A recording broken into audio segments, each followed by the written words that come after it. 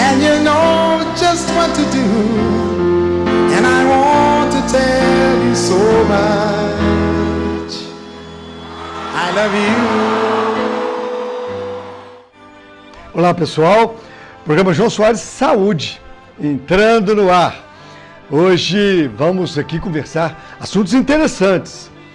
Nossos convidados estão aí prontos, preparados para que a gente possa bater um papo aí tranquilo e passar informações. É isso aí.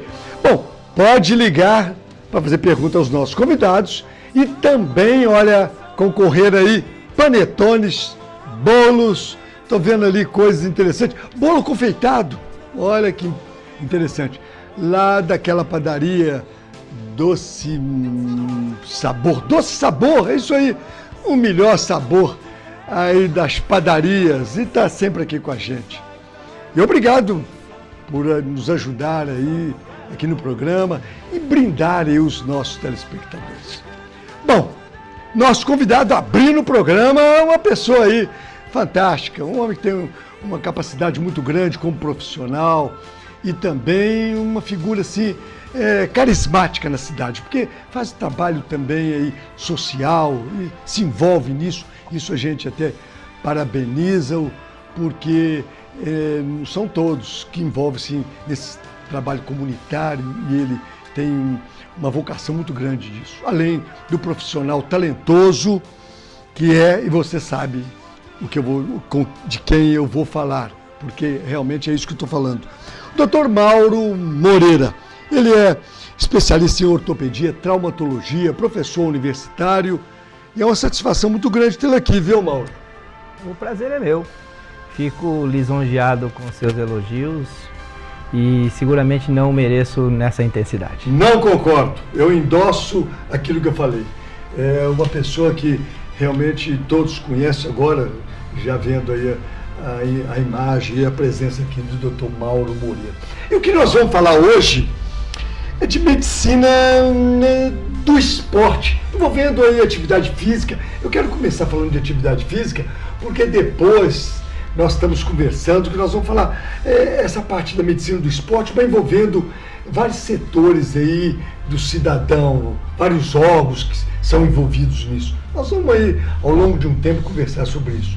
Mas hoje eu vou focar falando de medicina do esporte, mas atividade física, que é importante para todos vocês. Ô Mauro, a medicina do esporte, eu quero só fazer um apanhado. A medicina do esporte, uma coisa que hoje é prevalente e foi muito bom ter essa especialidade, porque as pessoas hoje estão mais seguras na prática de esporte, atividade física, né, Mauro? A medicina do esporte e a medicina da atividade física, João, ela faz parte hoje do rol de especialidades médicas e ela, como tal, é uma atividade multiprofissional, envolve profissionais de todas as áreas ligadas à saúde. Então, a medicina do esporte, a medicina da atividade física é uma atividade na qual devem participar obrigatoriamente, além do médico, outros profissionais ligados à área da saúde, tais como o professor de educação física, o fisioterapeuta, o nutricionista, o psicólogo, há um multiprofissional, né? É uma especialidade antiga, não é uma especialidade tão recente, é uma especialidade que nos Estados Unidos há muitos anos, é uma especialidade consagrada, porém nós vivemos no Brasil uma crescente conscientização da importância da atividade física para as pessoas e uma crescente adesão às pessoas à prática de esporte, tanto para o alto rendimento quanto para a atividade recreacional. Isso faz com que as pessoas procurem atividade física baseada em princípios científicos, em bases científicas para o planejamento de treinamento e de condicionamento físico. Tá certo. Bom, vamos começar fazendo algumas perguntas aqui. Você pode perguntar, hein? O doutor Mauro Moreira. Mauro, a atividade física reduz, isso é comprovado, a mortalidade cardiovascular, vamos dizer assim, metabólica, alterações metabólicas e até neoplásicas? Sem dúvida. Atividade física, o ser humano basicamente, ele, não só o ser humano, mas todos os seres vivos, eles estão vivos pelos estímulos que recebem. Então, todo ser vivo vive, se adapta, se aprimora por conta de estímulos que recebe. E o ser humano precisa receber um estímulo que é o estímulo da atividade física. Ao ser estimulado por atividade física, todos os órgãos, todas as nossas estruturas sofrem adaptações.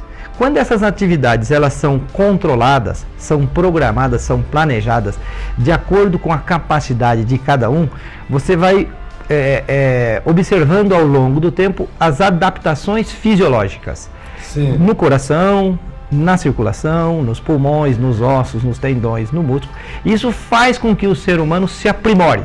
Consequentemente, as pessoas que fazem atividade física regularmente vivem mais, vivem melhor, adoecem menos e todas as doenças se beneficiam da atividade física. Então é possível tratar todas as doenças com atividade física numa situação de coadjuvante.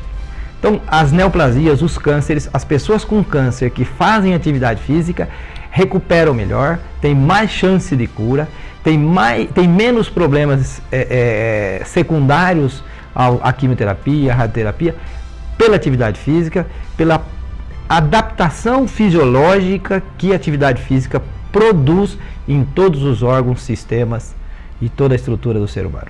Olha aí, coisa importante e bateu firme mesmo, hein? Atividade física está relacionada à melhoria, ele falou da qualidade de vida, mas também de ter cura de doença como coadjuvante. Você faz o seu tratamento lá e a atividade física vai melhorar e fazer com que o tratamento que o Dr. Mauro falou possa ser mais efetivo. Olha bem, agora eu colocaria uma coisa. Por exemplo, a atividade física, ela é efetiva com 30 minutos diários? A pessoa fazendo uma caminhada, correr, etc. É possível isso? Sem dúvida. Atividade física, João, ela é um estímulo. O estímulo, ele terá efeito segundo a intensidade dele. E a intensidade de um estímulo terá um efeito maior ou menor, dependendo de quem está recebendo esse estímulo. Sim, sim. Se você tiver uma pessoa treinada, seguramente 30 minutos de atividade física numa pessoa treinada terá pouco efeito. Mas se você tiver uma pessoa sedentária, destreinada, poucos minutos de atividade física regularmente já tem efeito importante. Quanto mais destreinado, quanto mais sedentário é a pessoa, mais benefício ela terá com a atividade física.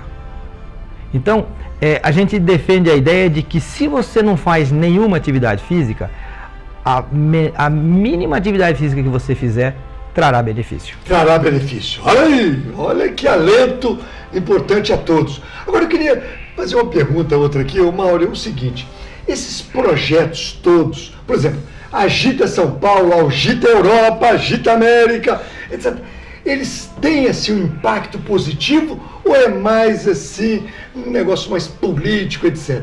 Tem impacto? Sem dúvida, sem dúvida. Todos esses programas governamentais ou da iniciativa privada são programas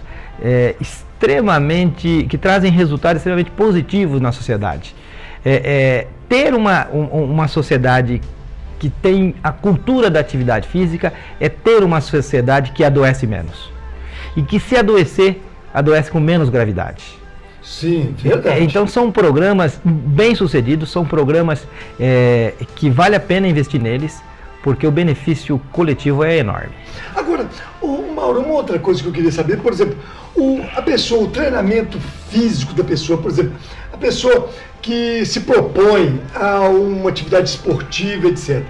Esse treinamento tem que começar, vamos dizer assim, fazendo alguma coisa que promova seus músculos, suas articulações, para ele que possa desempenhar numa atividade esportiva, tem que ter um treinamento prévio, tanto no esporte como numa atividade. Por exemplo, eu vou correr, e tem que fazer alguma coisa prévia, um treinamento prévio? Sem dúvida, sem dúvida. O treinamento esportivo, existe princípios de treinamento esportivo. Sim. E um dos princípios é a adaptação que o treinamento esportivo faz nos órgãos. Ele é um princípio chamado princípio da supercompensação. Sim. Por exemplo, se você imaginar que essa água desse copo seja um músculo, e eu dou um toque nesse músculo, a água balança. Depois de algum tempo, o músculo se adapta a esse meu toque, a esse meu estímulo, e ele deixa de balançar. Então, se o estímulo não aumentar, o músculo deixa de reagir. Sim. Por conta disso, um dos princípios do treinamento esportivo é você ter uma carga de treinamento que seja crescente para que o músculo fique cada vez mais adaptado para desenvolver determinada função que você deseja. O corredor tem a especificidade dos músculos que ele usa para fazer a corrida, o jogador de basquete tem a especificidade dos músculos que ele usa para jogar basquete, o nadador, o ciclista e assim por diante. Então, a especificidade do treinamento esportivo é fundamental, considerando a capacidade física que a pessoa ou o atleta tem naquele momento. Sim, por isso, é necessário fazer um planejamento para a atividade física. E é fundamental, como condição prévia a esse planejamento, é você fazer uma avaliação. Uma avaliação de saúde e uma avaliação de capacidades físicas. Tá A certo. partir daí, você planeja o treinamento esportivo, quer seja recreacional, quer seja para melhoria de saúde, quer seja para um esporte competitivo. Agora, vamos falar algumas coisas assim, para que você em casa já receba isso aí como um estímulo. Por exemplo, você falou de várias doenças, inclusive o câncer. Agora, colocaria uma coisa. A atividade física, ela pode, por exemplo, se melhorar, diminuindo a resistência à insulina, tal, o diabetes.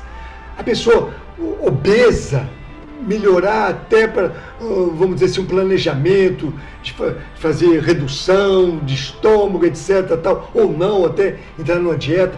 Por exemplo, as pessoas que têm hipertensão, as pessoas que têm colesterol, triglicérides alto, a atividade física tende a reduzir, até mesmo em determinado momento, até conseguir efeitos muito positivos.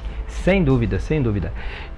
Em relação ao diabetes tipo 2. Diabetes tipo 2. Tipo isso. 2, que é o diabetes basicamente e é provocado por uma resistência à insulina. Isso. Ou seja, você tem insulina, mas as suas células estão resistentes a essa insulina e essa insulina funciona mal.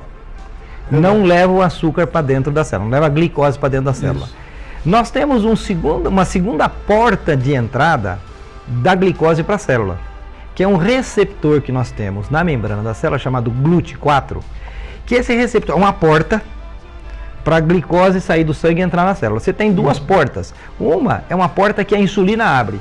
Só que essa porta da insulina, nos diabéticos, essa porta está enguiçada. Ela às vezes abre, às vezes não abre, e é a resistência à insulina.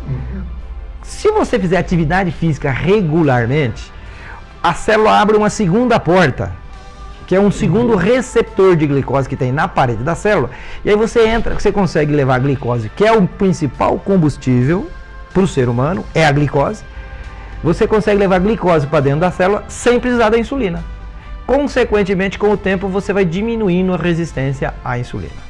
Em relação ao colesterol, não existe comprovação científica de nenhuma substância capaz de elevar o colesterol bom, o HDL. Sim. A única possibilidade de você elevar o HDL, que é o colesterol bom, é com atividade física. É com atividade física. Comprovadamente, cientificamente comprovado. Então, a atividade física reduz o colesterol ruim, reduz o colesterol total e aumenta o colesterol bom.